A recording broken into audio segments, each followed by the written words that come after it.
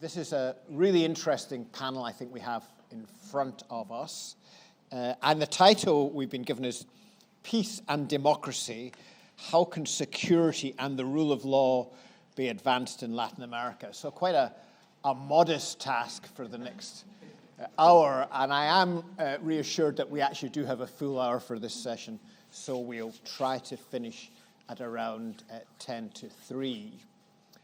I think one of the interesting features of the panel we've got here, which perhaps makes it rather different from some of the other panels, is that everybody in the panel knows both the UK and Chile very well. You've all got a strong Chilean connection or a UK connection. I think both of you, I think you've all got all of that.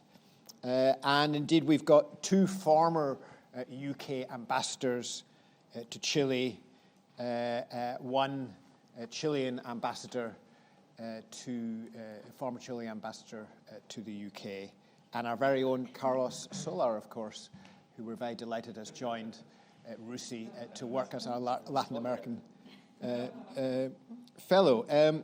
So without further ado, I think you've all seen the program. I'm just going to ask a few questions for each of our panelists in turn, and then we'll take it from there. And for Fiona, perhaps I could start with you, who you were the UK's regional ambassador for Latin America and the Caribbean, focusing particularly on issues of climate security and climate resilience. And I'd be really interested to have your reflections on that experience and on the UK Latin American relationship in relation to climate. And I had, if I may, 3 questions. You can choose which ones to answer in that regard. But the first one is just anything you can say about whether there is a typically Latin American approach, generic Latin American approach to COP diplomacy, or is it really just as varied as anywhere else in the world?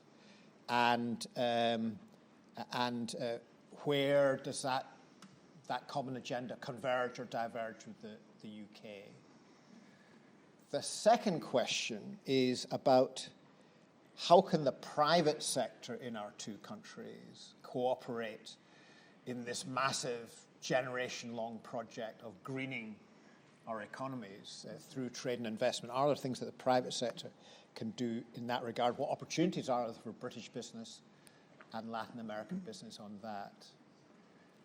And finally, really, what can the UK do to support resilience, climate resilience in the region? I know the UK has been cutting its overseas development assistance quite sharply in recent years, even more so now that we're spending more money in the UK on refugee protection. So how far is Latin America protected from those fiscal pressures, and how with the limited resources the UK has available, how's that working? So just some simple questions for you. Please, over to you. Okay. Well, perhaps if I first of all talk a little bit about COP. So COP is, of course, the UN climate change mechanism. And I was very honoured to be the regional ambassador for Latin America and Caribbean for COP26. But of course, the first thing to say is that COP25, Chile was the president. And so, first of all, there was a very strong partnership between the UK and Chile in building up to COP26, building on what happened in COP25. And so what did we see in COP26, which was then culminating the conference in Glasgow, but the follow-up work since? So we looked at 4 issues. We looked at mitigation, always a feature of COP. How do you address the rising risks of climate change? How do you reduce the greenhouse gas emissions? How do countries set targets, what are called the nationally determined contributions? And how do they develop the long-term plans and strategies to implement those approaches? But crucially, under the UK presidency, what we also did was bring a greater focus on adaptation.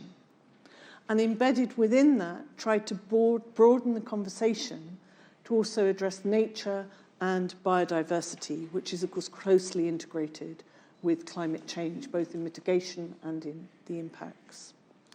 And then the third thing we did under the UK presidency was very much focus on the finance agenda, mobilizing more finance, both from the big multilateral institutions, for example, from the Inter-American Development Bank and from CAF, but also very much working in partnership with the private sector and also civil society representation. And in all of this, it was all about collaboration. And that's where, as the Minister referred to this morning, working with countries across Latin America was very important and also very powerful in getting to make progress in Glasgow. Because what's very, very clear is that unless the world does take radical action and urgent action, the catastrophic impacts of heading towards 2 degrees or even higher in terms of global temperature rise, that is truly catastrophic, and not least for Latin America. So often we talk about Latin America, we think about the Amazon, we think also about other aspects of major and unique biodiversity in Latin America. We also think about some of the opportunities, and I can talk more about that later. But also Latin America is actually one of the most vulnerable regions in the world to the impacts of climate change. I think at least 11 countries in the region are on the United Nations highly vulnerable list. And so that really relates to what we're talking about today, which is about ultimately what does that mean in terms of security. And so you really have got two sets of major risks. You've got both the climate change risks themselves, the impacts on what can be very vulnerable populations, but you've also got transition risks. So you've got changing economics, you've got changing geopolitics, and that's also where there's a major opportunity in Latin America, because Latin America actually has many of the resources, particularly the metals, the mineral resources, that are needed in the transition to net zero. So that's a major, major opportunity for the region. But in terms of where we are on that agenda, I think my main message is one of urgency. So we made progress in Glasgow. There's been some further progress at the recent COP27 conference in Sharm el-Sheikh in Egypt. But it's not enough, and it's not fast enough. And it was great that so many countries, particularly led by Latin America, made very, very important commitments at COP. For example, around forests and land use, but also other agendas around transition to green transport, for example. But words are one thing, action is another. And one of the things that really concerns me from talking to people in the region, and of course we've also seen major political changes in the region as well in the last 18 months, is perhaps we've lost some of that momentum, some of that vision. Understandably, and given all the impacts of the pandemic, that there are immediate, short-term, urgent issues governments all across the region have to deal with. Whatever the particular politics, whether it's right or whether it's left. There are a set of urgent challenges. But this is the greatest challenge to come. And perhaps just a key final message is I feel we often talk about climate change, we talk about nature, we talk about biodiversity, we talk about protecting the planet, et cetera, et cetera. They're all very, very important. But ultimately, this is about people. And it's about people's quality of life, it's about people's livelihoods, and ultimately, it's about people's lives. And that's what makes it an absolutely crucial security issue. Because if we see these greater impacts on very vulnerable populations, we see issues of migration, We see issues of devastation of communities. We see impacts on agriculture, on food supply. We see increasing deforestation, and we've already touched on some of the organised crime that might be connected to that. And so ultimately, you will have populations who rightly have expectations of their governments that this will be addressed and their future will be safeguarded. And if we all fail on that, then the ramifications of that are enormous. And so my key message is one of urgency, and I think this is a fantastic conference and a very, very good initiative to really open up discussion on a wide range of perspectives, a wide range of expertise on Latin America. But I hope also that we won't just go away from this meeting and think, well, that was all very interesting, but that perhaps there can be some momentum and collective identification of potential next steps in relations with the region. That's really helpful. Thank you very much. Can I just ask one small supplementary, sure, which is that in many countries in the world, including in Latin America, policy on climate security, climate resilience, has quite a significant economic impact. Absolutely. Domestically. Yeah. A lot of things people are pledging in international conferences are not easy to implement domestically for political reasons, because there are losers as well as winners. Yeah. And of course, we've just seen a power transition in Brazil between two individuals with very different approaches to these issues, and we'll see what is now delivered by the new president. But can you just say a little bit more about which the variations in approach that you've experienced between Latin American governments? Which are the Latin American governments which you think are making most progress on the agenda you've set out, and where maybe are there the greatest challenges? So perhaps first of all, actually, if I start with Central America, which is in a vulnerable region, one of the most vulnerable parts of that vulnerable region, along with the Caribbean.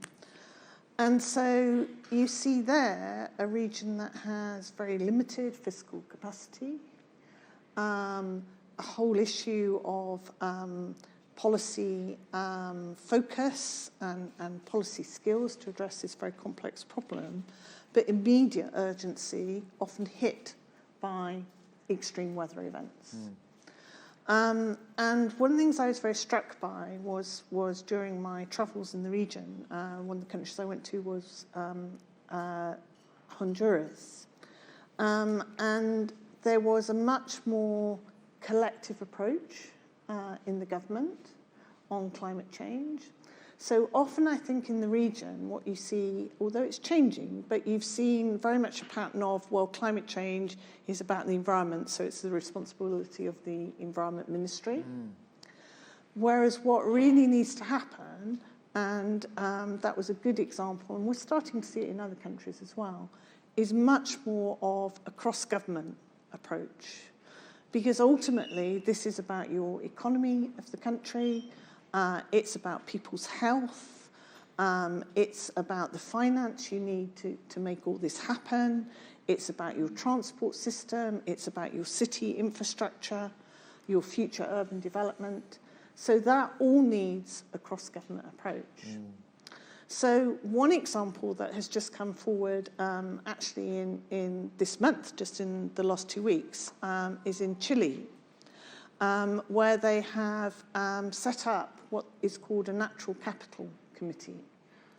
And this builds on some of the work we did in COP26, and particularly the work of Zapata Dasgupta, who did a very important review for Treasury called The Economics of Biodiversity.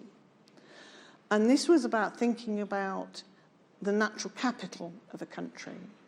So recognizing that those natural resources, whether that's in the environment or whether it's wildlife or other forms of biodiversity, that in itself has an economic value. That doesn't mean about commercialization of that value, but about means recognition that that is part of the natural assets of your country and has an economic value.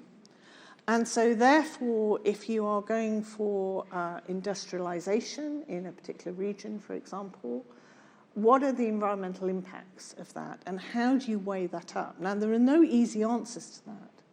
But I think what's very interesting in Chile, and they're the first country in Latin America to do this, they've set up this natural capital committee that will look at these issues, not just from an environmental perspective, but from a finance, economic, agricultural, etc. perspective. So you get a much more collective cross-government approach and a recognition that these issues feed into important policy decisions on productivity, on the economy.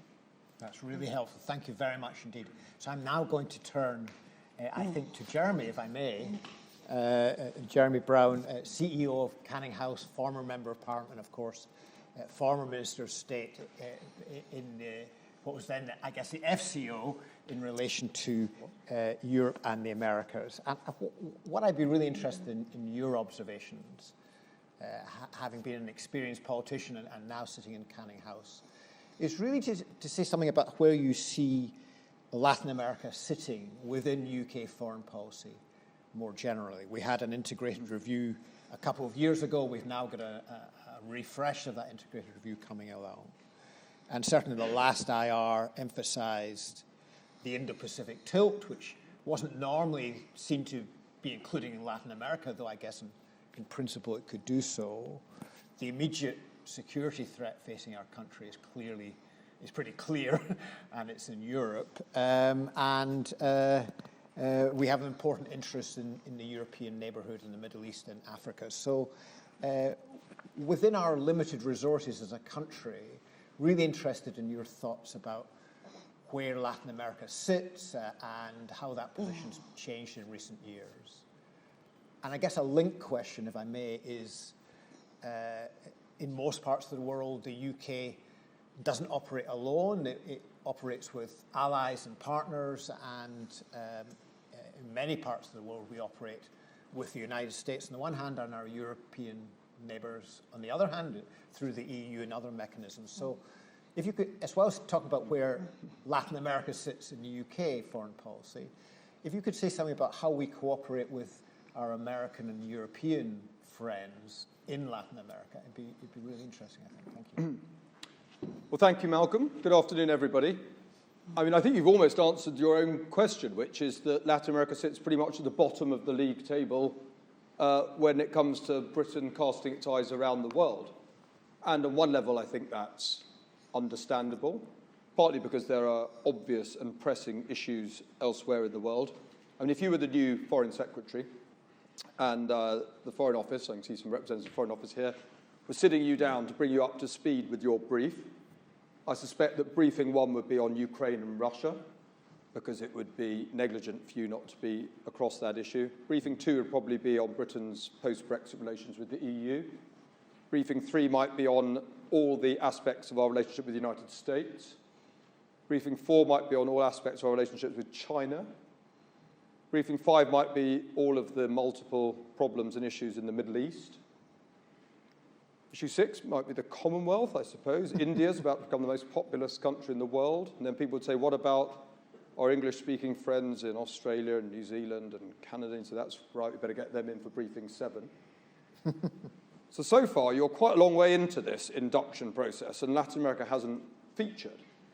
And that, on one level, that is understandable. And I think it's partly a manifestation of a wider myopia in Britain about opportunities in Latin America. In other words, I don't think this is just a government issue. I mean, how much does Latin America really feature in our news bulletins, sort of old-fashioned talking news bulletins, but whatever, websites or social media feeds? How much information are we fed about Latin America? Not much. And when it exists, it's normally negative. It's normally about corruption or drugs or violent crime.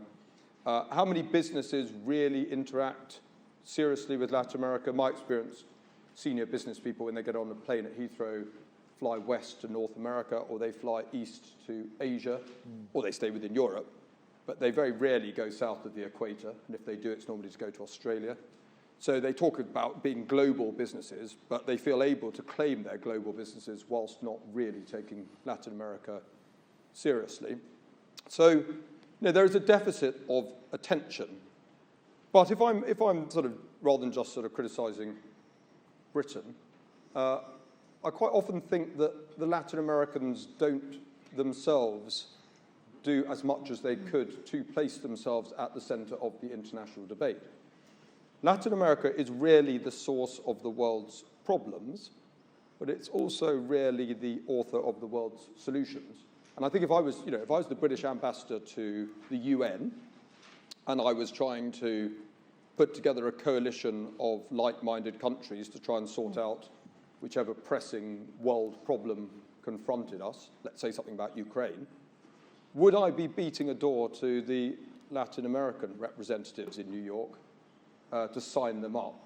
Or you could say, why aren't they beating a track to my door to sign me up? Why aren't they initiating some of these conversations? I've been to a lot of inaugurations of Latin American presidents, and I enjoyed them a lot. And they were a complete who's who of Latin America, or South America. Mexicans' attendance a bit patchier, but complete who's who of South America. But quite often I was the most senior non-South American politician in the room, and although your introduction was quite flattering, I wasn't that senior. You get the Mexican president now. This is a G20 country. And I say, oh, it'd be great if we had the Mexican president doing something getting out, and people say, well, he never leaves Mexico. He's gone to the US once or something. I think, this is what is it, 13th, 14th biggest economy in the world. So, okay, it is one individual, but it may be as a sort of extreme illustration of where I think Latin America hangs back rather than, getting on the dance floor. Ironically, because Latin Americans in other regards are good at getting on the dance floor, but in this respect, maybe sometimes less so. In terms of our alliances, well, obviously, Britain has a permanent alliance with the United States in most parts of the world, including Latin America, though, of course, it's a bit different because the United States regards Latin America as part of, well, rightly, obviously, as part of the Americas, because it is, but sort of part of their sort of backyard. And so they see themselves as being the preeminent power, which, of course, they have been for many years, although the rise of China threatens the status of the United States. I think it's so important for the Latin Americans not to view the United States as the sort of big brother that they resent being told what to do by. I think, it's a sort of quite important test of the mindset of Latin Americans that they have a constructive, positive relationship with the United States rather than feeling, as I say, a sort of reluctant to engage intelligently with the United States. It's a patchy record. And of course, although we're no longer in the EU, I think we can work and should work and do work constructively with other European countries across the region as and when our interests are aligned with theirs, which they are on most areas, like promoting democracy and intelligent response to climate change. Although not, I suppose, in the commercial sphere, where Britain lags badly, in my view, behind what ought to be a sort of par performance. It's not only that we're not competitive with China and America, but we're not really competitive with our peer group nations either in terms of the volume of trade in Latin America. And obviously, whether it's the French or the Germans or others, are competitors as much as allies in that regard. So the short answer, I think this is a continent that is pretty well disposed towards Britain in the main, where there's a lot of like-minded alignment with us. But the relationship is sort of underclubbed. It doesn't reach its potential. And that there's a bit of culpability on both sides, and it's a big task to try and address that deficit. Very clear. Thank you very much indeed. I think I'm going to turn straight to Carl, if I may. And we've got a very wide agenda for this panel. I'm sure it's all intimately interrelated. But what I wanted really to talk to you about is that, of course, most, not all perhaps, but most Latin American countries are characterized by high levels of inequality and violence, and for many governments and indeed societies, those are the key security issues they confront, rather than wider geopolitical issues, which perhaps partly explains what we've just been told is sometimes a rather insular diplomacy. But I'd be interested in your thoughts about what, if anything, the UK can do in this regard to help public projects on security and justice. Are there things that we in the UK and Latin American countries can do to cooperate? Yeah, so following on from Jeremy's point, I think Latin American countries are very legalist in a sense that they stick to international law as a way not to ruffle feathers within the region.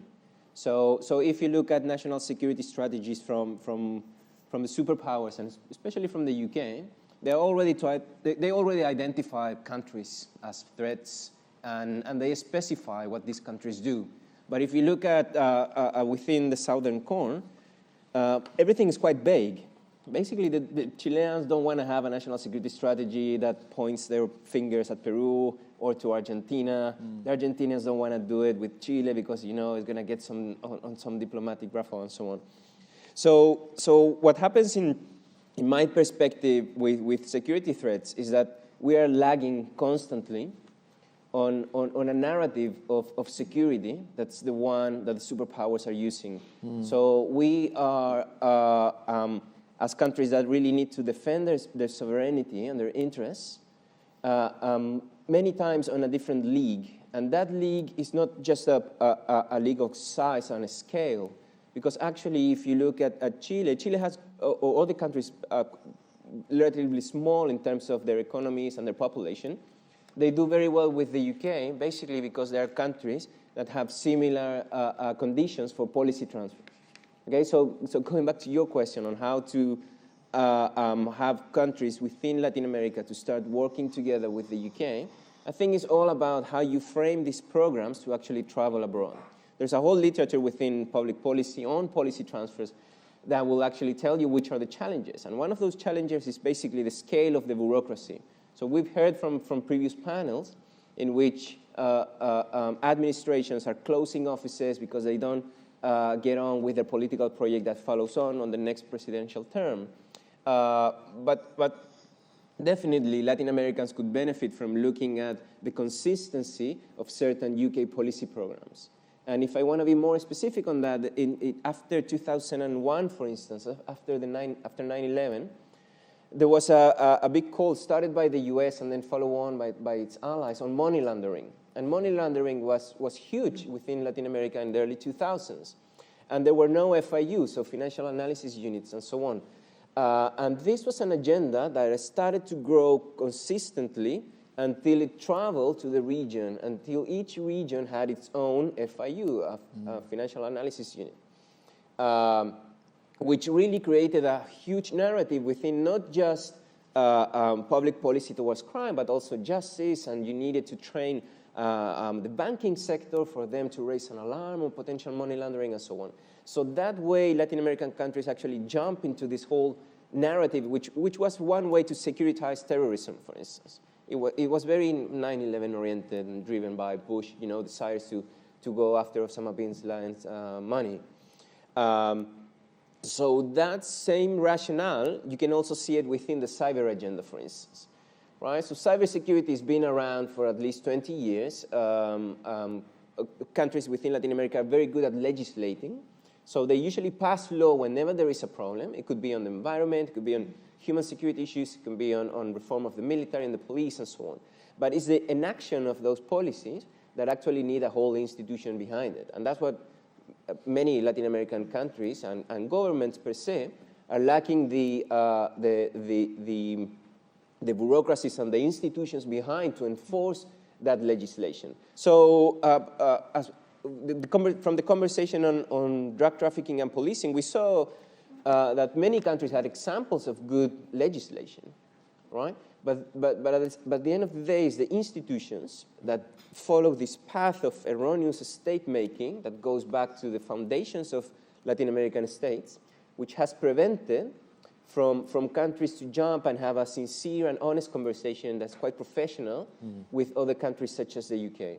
Now, I think there's a lot of effort because, as we saw from Minister Rutledge's speech, the UK is present in Latin America. I mean, if you follow him on Twitter, you can see that he's traveled all around the place in the last, 2 months. So probably he's not just the first minister who gives a speech on Latin America within 6 months, but he's probably the one that has traveled the most. So in these programs, you see that most of the time is a whole of government approach following on the concept introduced by Fiona. So there's a new initiative on how the role of urban livelihood, of rural livelihood in Colombia is being assessed by the FCDO and other partners in terms of working with the entirety of the Colombian government. So it's not just a minister-to-minister type of relationship, which is very usual for our countries. Our countries have good military-to-military diplomacy, for instance, with the UK, right? So navy-to-navy diplomacy between the UK and Chile and Colombia and so on. But we are in a moment in which we confront issues which are very holistic and wicked problems, as they call them in the literature, which call for a network type of governance. And that means that you have different actors that pull themselves together when they have a common agenda. Many times these actors can disappear from networks because they lack the money or the resources or they become corrupted, right? But the more complexity of the problems, such as drug trafficking, climate change, the development of new military programs and so on, are calling for a new reconceptualization of what security means. And I think the whole purpose of this conference is to clearly have pillars of conversation that we can move on until the next year and say our decision makers need to start thinking outside the box on how we create a new narrative which is purposeful to the security threats that we have in our faces by 2023. That's really helpful. Can I maybe push you a little bit more about how the UK relates to that agenda? Is there a particular area where you think the UK's approach to helping Latin American states tackle these problems is at the moment particularly effective, or are there areas in which you think there are real opportunities? Yeah, well, I think the UK has a lot on its back, which means being a former superpower, it carries a legacy of tradition, of values, of identity that they really travel well to the region. We were having this conversation last night, but if you go back a century, most of the businesses had English names on their titles, and banks were owned by the British and so on.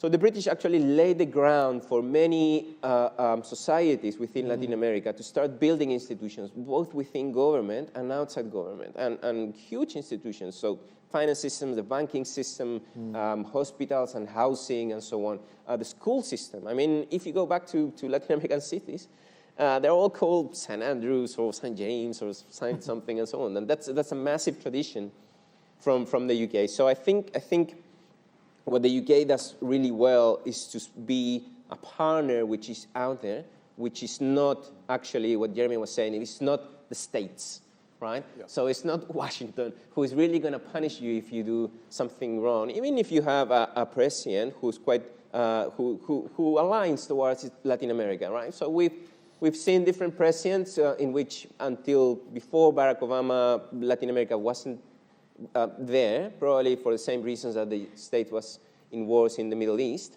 Barack Obama did try to have more of an understanding of Latin America, but was mainly towards Cuba. Of course, it got lost with Trump, and then with Biden.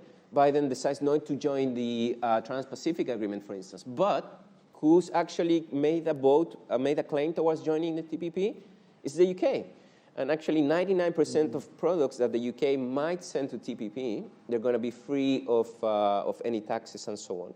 So there are ways in which Latin America is creating its own governance to receive the UK.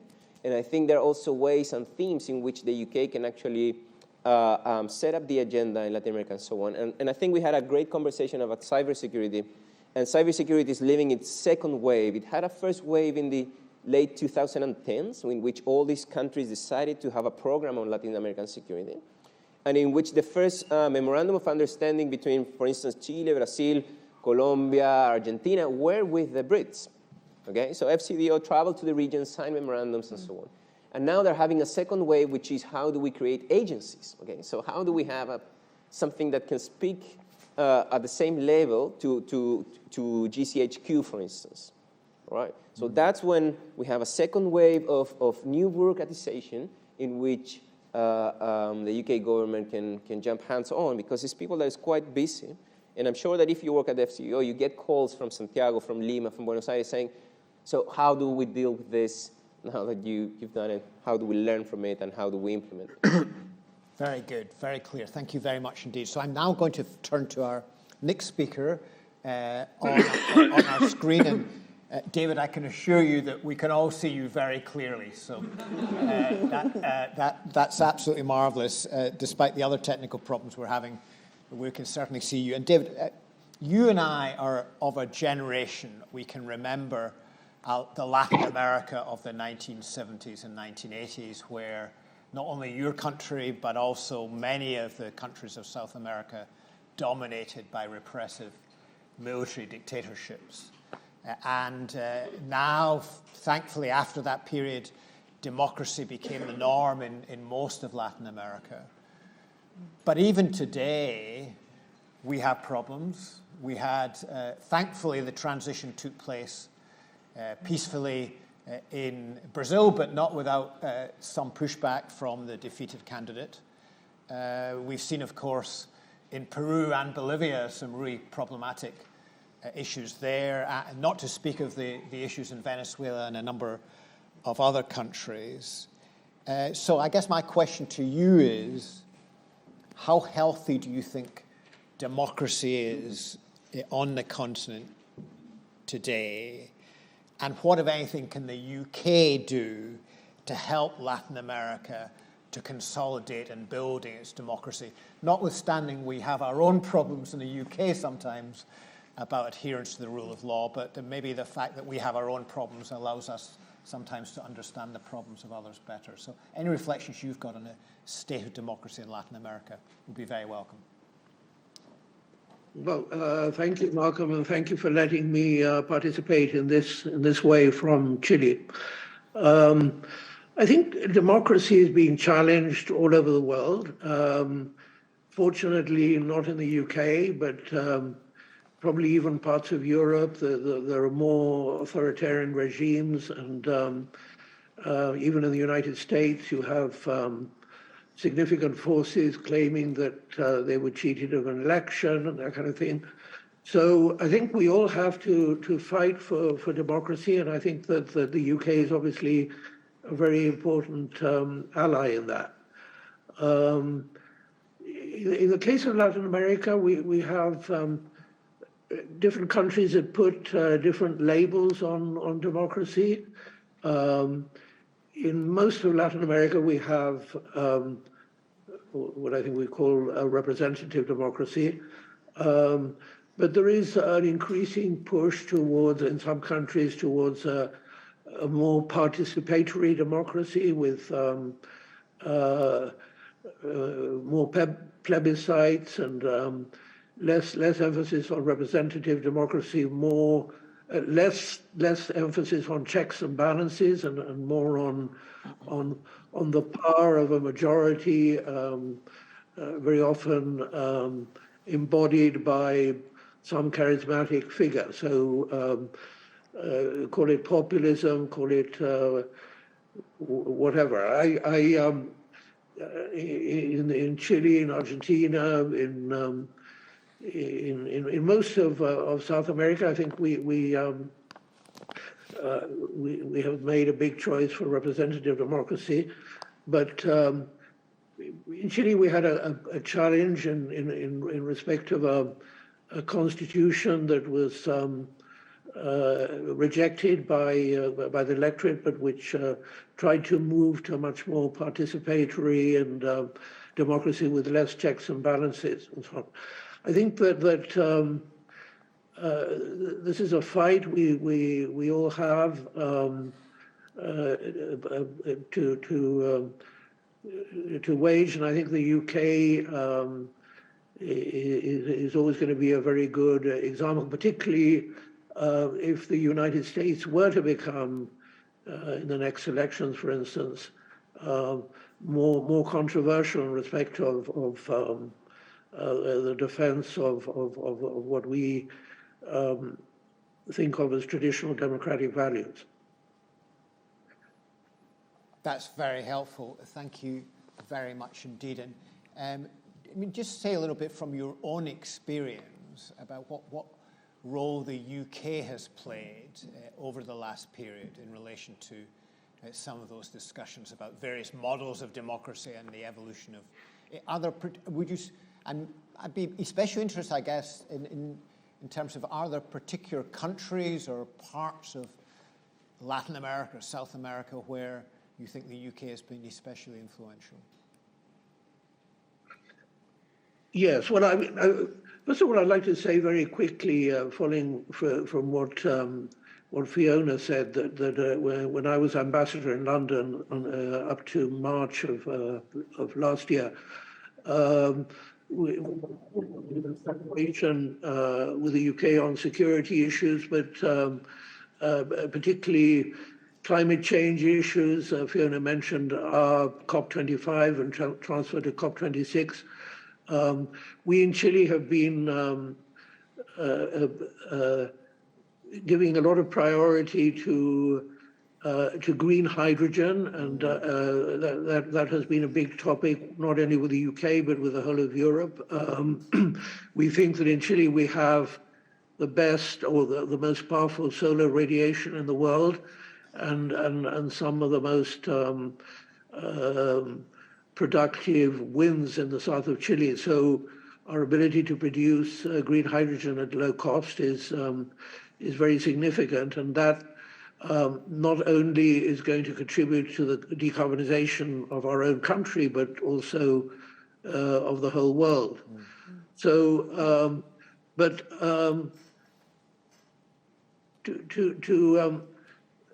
to go back to and also, I mean, I think I'd just like to mention, because you asked a question about the private sector on climate change, and there are a lot of UK companies. Chile is a big mining country, as you know, and a lot of UK companies like Anglo American, for instance, who are doing an enormous amount of work to decarbonize their own operations in Latin America, and also to promote the use of green hydrogen. I think that sorry, I got off your main question there, but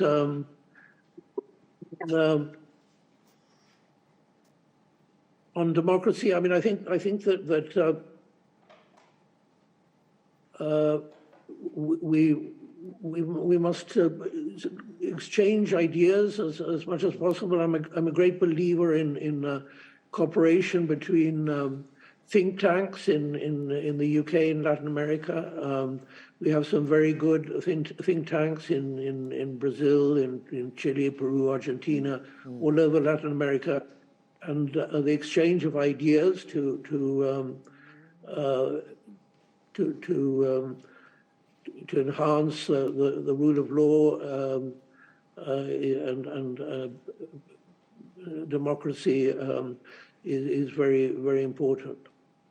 Very good. Thank you very much indeed, David. And that's the point and the importance of think tanks is one, I think, which my RUSI colleagues would share. So we have a little bit of time for questions. I don't think we've got online questions, so I'm sure I'll be told if that's not the case. So would anybody like to ask a question from the floor? I think we have somebody at the back, do we? No? Gentleman here, please, and then a lady here.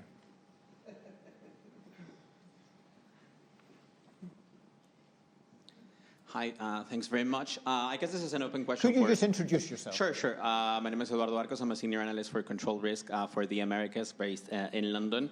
It is pretty much an open question, so whoever wants to take it. I think but all of you elaborated on very interesting points about how there have been kind of decades of disengagement between the UK and Latin America. Let's not forget, like, for example, a century ago, the UK was one of the most pressing countries in Latin America when it came to investment, construction of railways, developing the oil industry in various countries. But unfortunately, there has been a lot of disengagement, and that gap has been filled mainly by American investments and now more China. So the way I see it is it goes both ways. Latin Americans not really kind of clearly identifying the UK on a particular type of way. In many ways, such like you say, that news of Latin America here are usually related to corruption, drug trafficking. Likewise, in Latin America, most of the news that we get are either the royal family or Adele, right? So I think it goes, unfortunately, both ways. And yeah, also from here, I think in the UK, there is this kind of lack of really true identity of what Latin America is in terms of political and economic opportunities. Is it a provider of raw materials only?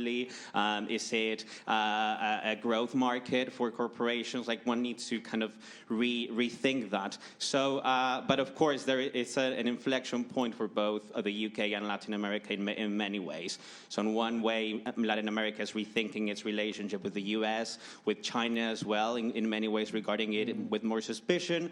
And the UK, I think, has a great opportunity in terms of it's a very reputable kind of country on the global stage in terms of, promoting democratic economic values that many countries identify themselves with. Do you see the UK in the post-Brexit kind of environment really playing up to those strengths and promoting its image abroad, especially in Latin America when it comes to the very well-known strengths of the country, and how do you think these can materialize?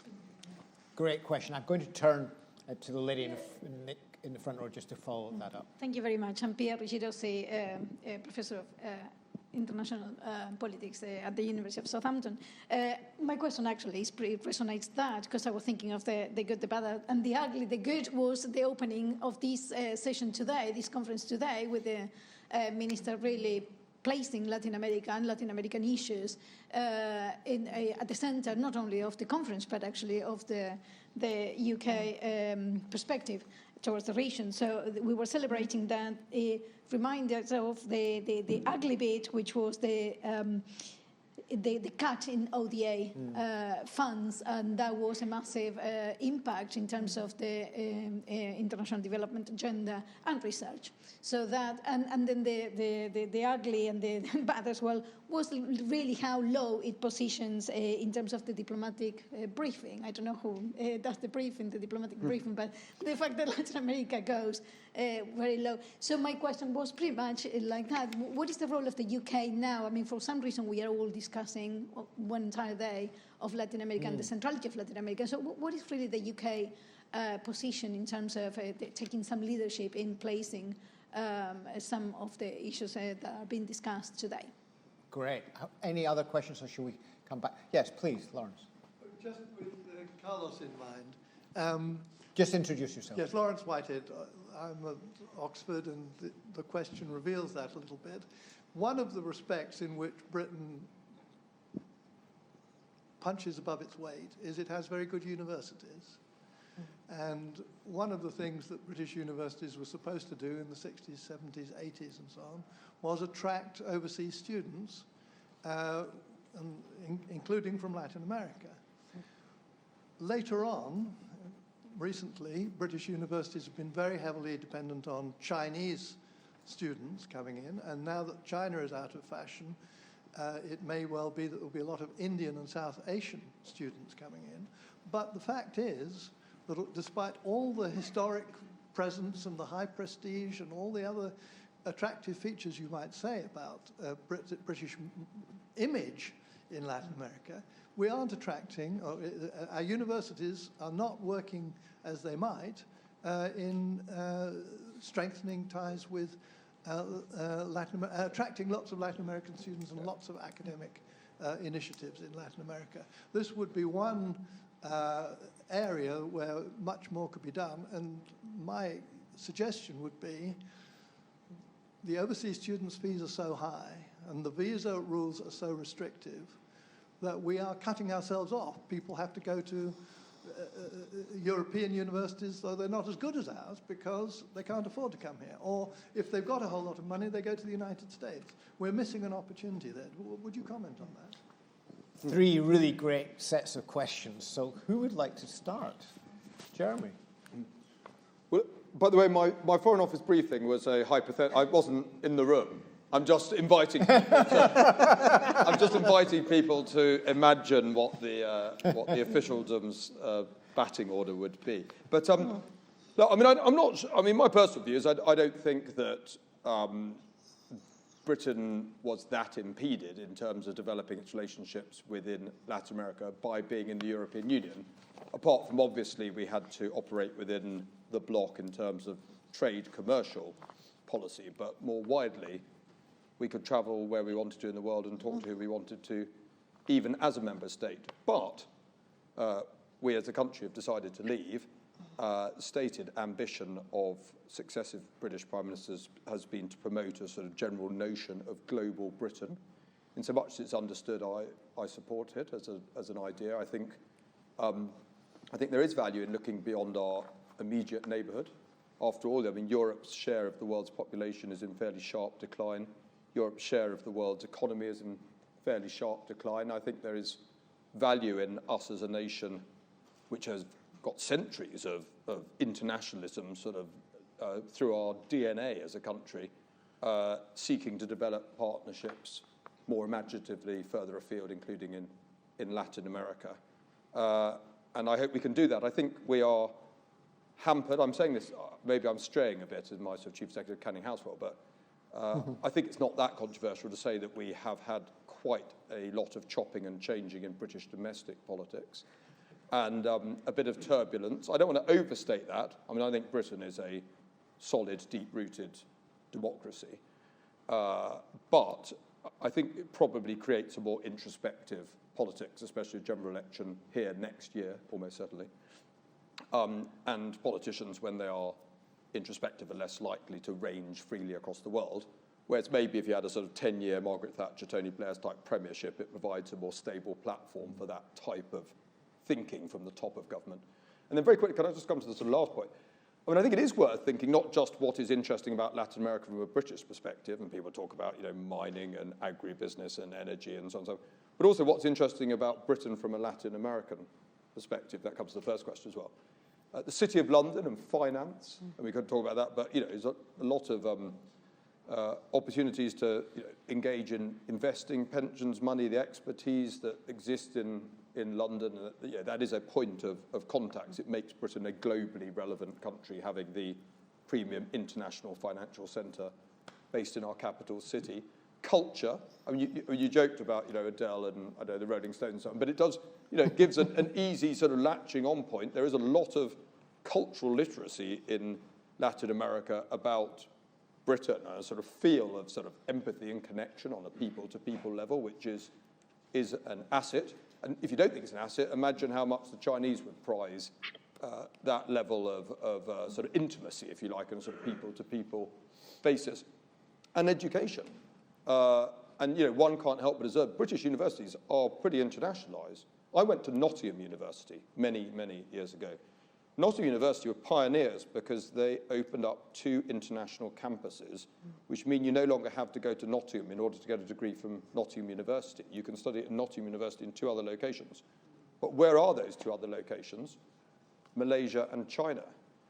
So they looked east. There's nothing wrong with, they're good countries to place campuses. But it was interesting in a way, just as a sort of minor case study, that they thought that the expanding international student market was an Asian market, specifically China, but say India, and particularly in obvious disciplines like maths. And the total number of Latin American students in British universities, which are among the best in the world, are elite universities, is a pretty small percentage and lower than I think it could be. So it isn't just about government to government, although government to government is obviously important.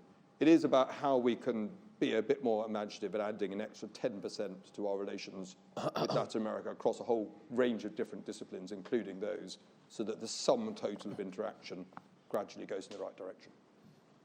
Would any of our other panelists like to come in? Fiona, did you want to add anything? Well, perhaps if I can make a more general comment, and particularly since the subject of mining has come up, there is an enormous gap in terms of aspiration on net zero around the world and the reality of whether that can be met. Now, part of meeting that reality is about the engagement and momentum of governments. It is about the relationships with the private sector and civil society. But there's also a huge, huge practical gap. So on the one hand, you've got the environmentalists looking for a net zero world. On the other hand, you've got the needs of the energy transition actually needs mining. So there are all sorts of reports and estimates about the volume of materials that's needed. But you're talking about a doubling of the supply of copper and nickel. You're talking of 5 times things like lithium, graphite, nickel. Okay. Now, to make all that happen and to make that energy transition happen in time, you need something like 300 more mines in the next decade. It's not easy to set up a mine. There are all sorts of issues, and particularly now around environmental permitting, around community consultation. And you also need money, and you need to make that investment now, given that it can take up to 10 years to actually get a mine from exploration to production. So to me, you've got a huge imbalance in those aspirations and the reality of delivery, but also a tremendous opportunity in Latin America, which holds many of those resources. But that then goes back to these issues are beyond immediate politics and immediate governments of whatever flavour. They're really about how you develop a state policy to address energy, environment, climate change issues and the material supply. You need to meet that both domestically and to meet world demand. You've got shifting geopolitics around that supply and demand. And so I think in much of our discussion, we've been talking about, well, what can the UK do? What should the UK do? Can the UK help? Can it do more, et cetera, et cetera? And I think we need to shift that narrative. And it needs to be more about one of partnership and recognizing that this is a two-way and indeed a multi-way relationship. That it's about working in a changing world with a new generation in Latin America and looking at the possibilities for partnership, for mutual interest, for mutual benefit. And a lot of that also comes down to business opportunities and also, as Jeremy said, for example, working with the city on how you finance all of this and how you make all of that happen. So I hope we can develop this dialogue more to be about the future partnerships that can be developed. I'm sure that's absolutely right, Fiona, so thank you very much for that point. Can I ask David whether he has anything he'd like to add to that in relation to these questions? Yes, thank you. I was staggered by, but not surprised by Jeremy's list of possible priorities in the Foreign Office when a new Foreign Secretary arrives. But you know, my experience doesn't make me be surprised. But I think it's a pity that a region has to be in tremendous turmoil like Ukraine or the Middle East to provoke attention. I think that you know, Latin America, I think, I may be biased, but I think it's incredibly important part of the world. It has, you know, picking up on what Fiona said, it has all the raw materials needed for decarbonization of the world. electric cars, everybody knows, need about 4 times more copper than internal combustion engine cars. Latin America is full of copper, lithium, et cetera, et cetera. As one of the people asking questions said, you know, we have a lull on growth at the moment in most of the continent as a result of COVID and other factors, but obviously we have hugely growing markets. It's an area of the world which is going to grow enormously over the next decade. And it's also an area of not only of promise, but of significant danger. I mean, I think I was very impressed by the previous session on organized crime.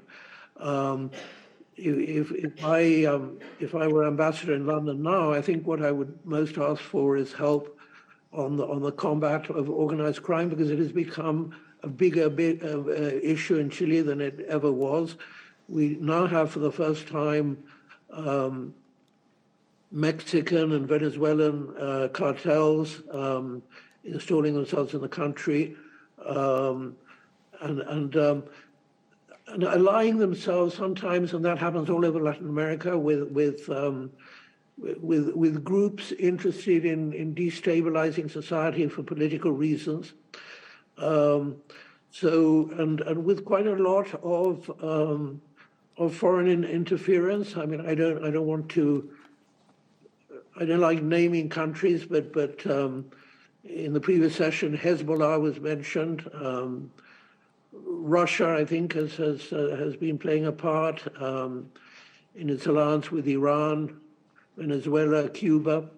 I think that there is there are big issues being fought over in Latin America, and they should be of interest to the UK. We also obviously have become, in Latin America, quite dependent on China. In the case of China, the influence of that has been pretty benign and positive, because China has been taking a huge amount of our products, and that's not only copper, but agribusiness and so on. So China has become a very important partner. And I think in Latin America, we tend to favor the carrot to the stick in policy over China. Just a final comment on Lawrence Whitehead's and the UK universities. I was a little bit surprised to hear what you said, Lawrence, because at the moment, a very, very substantial portion of the Chilean government is people by DPhils and PhDs from UK universities, disciples of Marina Mazzucato, Shajun Chang, and others, and who have been as influential in Chile today, probably as the Chicago boys were in the 70s and 80s. Anyway, I do think that the FCDO is missing something tremendously important in putting Latin America so far down in its priority list. I understand why, but I would love that to change. But then a lot of us have been saying this, Malcolm, for several decades. David, thank you very much. Malcolm, I should stress, I don't speak on behalf of the FCDO. And I'm getting some glares from people in the audience who do. But I'm keen to champion the interests of Latin America every day. But I only also wish to invite a pretty Latin American-centric audience to see the competing pressures that face somebody like the Foreign Secretary, rather than to just imagine it's entirely a deficit of awareness on his or anybody else's behalf. But we need to bang the drum to make sure that Latin America is an attractive proposition. I think you made that point very clear before, Jeremy, and I think if you can have challenge in a think tank conference, where can you have it? David, thank you very much indeed for joining us from Chile. It's really much appreciated.